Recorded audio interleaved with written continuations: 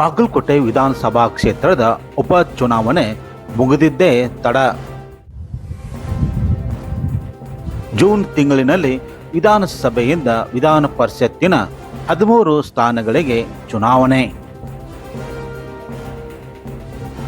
ಬಾಗಲಕೋಟೆ ಜಿಲ್ಲೆಯಲ್ಲಿ ಆಕಾಂಕ್ಷಿಗಳು ತೆರೆಮರೆಯಲ್ಲಿ ಕಸರತ್ತು.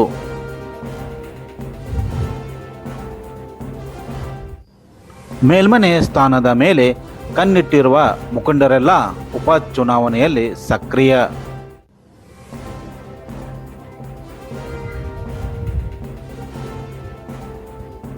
ಮೊದಲನೇ ಸ್ಥಾನದಲ್ಲಿ ಇರುವವರು ಮಾಜಿ ಸಚಿವರಾದ ಅಜಯ್ ಕುಮಾರ್ ಸರನಾಯಕ್.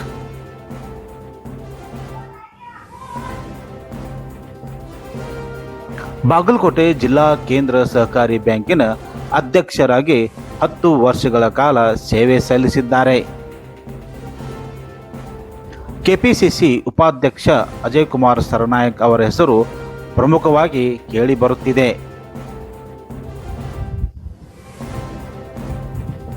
ಅಧಿಕಾರ ಇರಲಿ ಬಿಡಲಿ ಪಕ್ಷದಲ್ಲಿ ಸದಾ ಸಕ್ರಿಯರಾಗಿದ್ದ ಅಜಯ್ ಕುಮಾರ್ ಸರನಾಯಕ್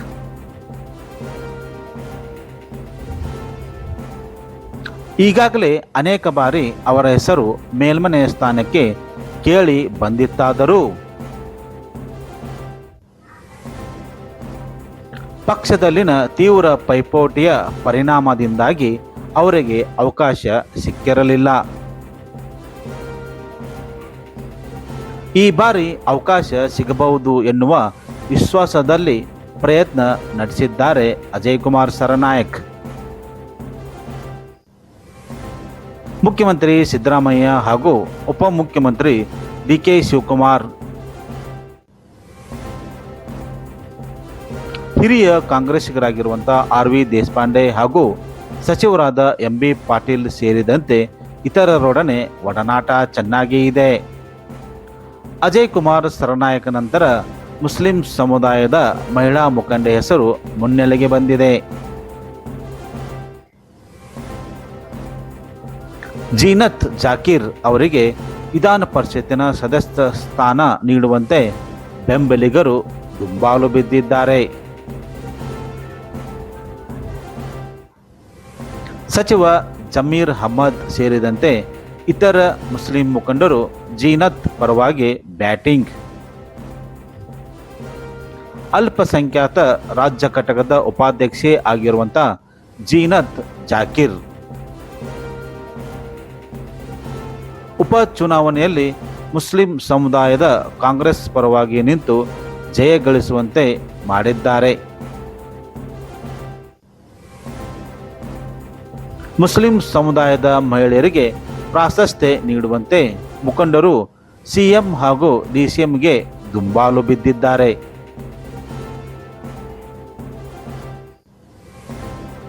ಹಲವು ವರ್ಷಗಳಿಂದ ಸಾಮಾಜಿಕ ಹಾಗೂ ಅಲ್ಪಸಂಖ್ಯಾತರ ಪರವಾಗಿ ಕೆಲಸ ಮಾಡುತ್ತಿರುವ ಜೀನತ್ ವಿಧಾನ ಪರಿಷತ್ ಸದಸ್ಯ ಸ್ಥಾನ ನೀಡುವಂತೆ ಮುಖಂಡರ ಮೂಲಕ ತೆರೆಮರೆಯಲ್ಲಿ ಕಸರತ್ತು. ಬಾಗಲಕೋಟೆ ಉಪಚುನಾವಣೆ ಬಳಿಕ ಈಗ ವಿಧಾನ ಪರಿಷತ್ತಿಗೆ ಪೈಪೋಟಿ ಶುರುವಾಗಿದೆ. ತೀವ್ರ ಕುತೂಹಲ ಮೂಡಿಸಿದ ವಿಧಾನ ಪರಿಷತ್ ಚುನಾವಣೆ.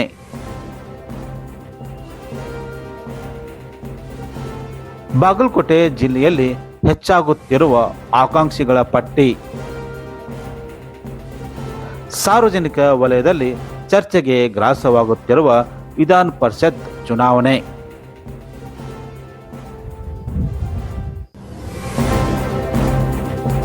ಬಾಗಲಕೋಟೆ ಉಪಚುನಾವಣೆ ಮುಗಿಯಿತು. ಈಗ ಜೂನ್ ತಿಂಗಳಿನಲ್ಲಿ ನಡೆಯುತ್ತಿರುವ ವಿಧಾನಸಭೆಯಿಂದ ವಿಧಾನ ಪರಿಷತ್ತಿನ 13 ಸ್ಥಾನಗಳಿಗೆ ನಡೆಯುತ್ತಿರುವ ಚುನಾವಣೆ ಮೇಲೆ ಕಣ್ಣು. ಬಾಗಲಕೋಟೆ ಜಿಲ್ಲೆಯ ಆಕಾಂಕ್ಷಿಗಳು ತೆರೆಮರೆಯಲ್ಲಿ ಕಸರತ್ತು ನಡೆಸಿದ್ದಾರೆ. ಮೇಲ್ಮನೆ ಸ್ಥಾನದ ಮೇಲೆ ಕಣ್ಣಿಟ್ಟಿರುವ ಮುಖಂಡರೆಲ್ಲ ಉಪಚುನಾವಣೆಯಲ್ಲಿ ಸಕ್ರಿಯರಾಗಿದ್ದರು. ಮೇಲ್ಮನೆ ಸ್ಥಾನದ ಆಕಾಂಕ್ಷಿಗಳ ಪೈಕಿ ಮೊದಲನೇ ಸ್ಥಾನ ಅಜಯ್ ಕುಮಾರ್ ಸರನಾಯಕದು. ಡಿಸಿಸಿ ಬ್ಯಾಂಕಿನ ಅಧ್ಯಕ್ಷರಾಗಿ 10 ವರ್ಷಗಳ ಕಾಲ ಸೇವೆ ಸಲ್ಲಿಸಿದ್ದಾರೆ. ಕೆಪಿಸಿಸಿ ಉಪಾಧ್ಯಕ್ಷರಾಗಿ ಕಾರ್ಯನಿರ್ವಹಿಸುತ್ತಿದ್ದಾರೆ.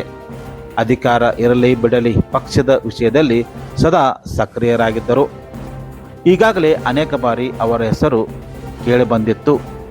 ಆದರೆ ಪಕ್ಷದಲ್ಲಿನ ಪೈಪೋಟಿ ಪರಿಣಾಮ ಅವರಿಗೆ ಅವಕಾಶ ಸಿಕ್ಕಿರಲಿಲ್ಲ. ಈ ಬಾರಿ ಅವಕಾಶ ಸಿಗಬಹುದು ಎನ್ನುವ ವಿಶ್ವಾಸದಲ್ಲಿ ಪ್ರಯತ್ನ ನಡೆಸಿದ್ದಾರೆ. ಮುಖ್ಯಮಂತ್ರಿ ಸಿದ್ದರಾಮಯ್ಯ, ಉಪಮುಖ್ಯಮಂತ್ರಿ ಡಿ.ಕೆ. ಶಿವಕುಮಾರ್ ಸೇರಿದಂತೆ ಆರ್.ವಿ. ದೇಶಪಾಂಡೆ ಹಾಗೂ ಎಂ.ಬಿ. ಪಾಟೀಲ್ ಅವರೊಡನೆ ಉತ್ತಮ ಒಡನಾಟ ಹೊಂದಿದ್ದಾರೆ. ಅಜಯ್ ಕುಮಾರ್ ಸರ್ನಾಯಕ್ ಅವರ ಹೆಸರು ನಂತರ ಮುಸ್ಲಿಂ ಸಮುದಾಯದ ಮಹಿಳಾ ಮುಖಂಡೆ ಹೆಸರು ಮುನ್ನೆಲೆಗೆ ಬರುತ್ತಿದೆ.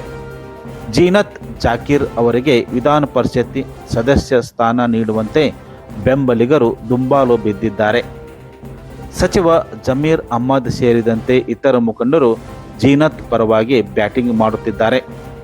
ಅಲ್ಪಸಂಖ್ಯಾತ ರಾಜ್ಯ ಘಟಕದ ಉಪಾಧ್ಯಕ್ಷೆ ಆಗಿರುವಂಥ ಜೀನತ್ ಜಾಕೀರ್ ಬಾಗಲಕೋಟೆ ಜಿಲ್ಲೆಯಲ್ಲಿ ಹಲವು ವರ್ಷಗಳಿಂದ ಸಾಮಾಜಿಕ ಹಾಗೂ ಅಲ್ಪಸಂಖ್ಯಾತರ ಪರವಾಗಿ ಕೆಲಸ ಮಾಡಿರುವ ಜೀನತ್, ಹೀಗಾಗಿ ಈ ಬಾರಿ ವಿಧಾನ ಪರಿಷತ್ ಸದಸ್ಯ ಸ್ಥಾನ ನೀಡುವಂತೆ ಮುಖಂಡರ ಮೂಲಕ ತೆರೆಯ ಮರೆಯಲ್ಲಿ ಕಸರತ್ತು ನಡೆಸಿದ್ದಾರೆ. ಬಾಗಲಕೋಟೆ ಉಪಚುನಾವಣೆ ಬಳಿಕ ಈಗ ವಿಧಾನ ಪರಿಷತ್ತಿಗಾಗಿ ಪೈಪೋಟಿ ನಡೆಯುತ್ತಿದೆ. ತೀವ್ರ ಕುತೂಹಲ ಮೂಡಿಸಿದ ವಿಧಾನ ಪರಿಷತ್ ಚುನಾವಣೆಗೆ ಬಾಗಲಕೋಟೆ ಜಿಲ್ಲೆಯಲ್ಲಿ ಹೆಚ್ಚಾಗುತ್ತಿರುವ ಆಕಾಂಕ್ಷಿಗಳ ಪಟ್ಟಿ ಸಾರ್ವಜನಿಕ ವಲಯದಲ್ಲಿ ಚರ್ಚೆಗೆ ಗ್ರಾಸವಾಗುತ್ತಿದೆ.